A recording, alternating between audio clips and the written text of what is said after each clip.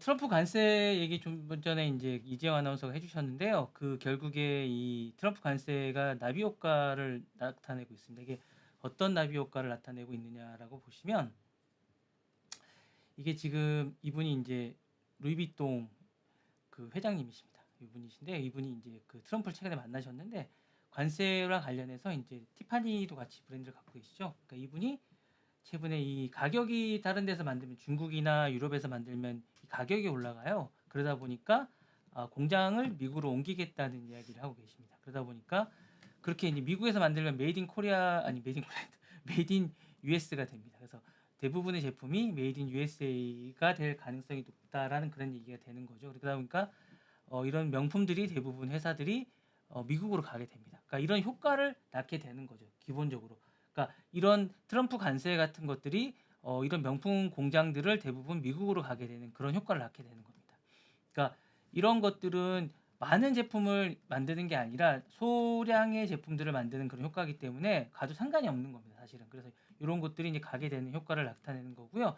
되게 신중하게 하는 게라고, 그러니까 가는 거를 진짜로 생각하게 되는, 진짜 그렇게 생각하고 있다고 합니다. 그래서 갈 가능성이 상당히 높다고 얘기를 하는 거고요. 그다음에 쉘이라고 세계 2위 정도의 그룹입니다. 아주 큰 기업인데 이게 이제 예전에도 한번 얘기가 나왔습니다. 쉘이라는 어떤 석유 기업인데 이 기업이 지금 런던에서 지금 텍사스로 갈 생각을 하고 있습니다. 이게 되게 큰 이슈입니다. 그래서 이것도 이제 지금 물류 비용이나 석유에 대한 가치가 비용이 높아져서 관세 때문에 요것 때문에 지금 갈 가능성이 상당히 높다고 합니다. 결국에 이게 다 관세에 대한 나비 효과고요. 우리 현대차도 마찬가지입니다. 현대차도 지금 미국으로 지금 중국에 있는 공장에 이런 것들에 대한 것들이 상당 부분을 많이 미국에서 많이 생산하는 것으로 지금 정책을 바꾸는 그런 것들로 지금 많이 하고 있고, 이 외에도 많은 것들이 공장이나 이런 것들이 하게 되고요.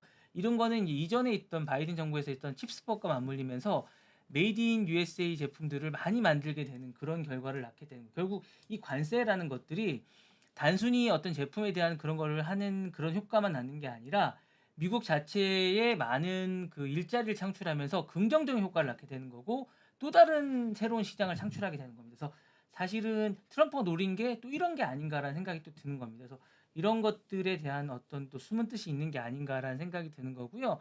사실은 많은 사람들이 트럼프 관세를 단순히 이런 효과만 관세를 많이 물려서 돈을 많이 벌겠다 이렇게 생각할 수도 있겠지만, 또 다른 효과에서는 이런 거하고 이 안에 또 있었던 생산 비용 절감과 노동력 확보 이런 것들과 또 메이드 인 USA라는 어떤 브랜드, 빅 브랜드를 창출하는 이런 것들에 대한 가치를 창출하는 것들에 대한 숨은 것들이 있었던 게 아닌가라는 생각을 또 하게 되는 게 아닌가라는 생각이 듭니다. 그래서 이 부분에 관한 이야기를 좀 해드리고 싶어서 요거를 해드렸습니다.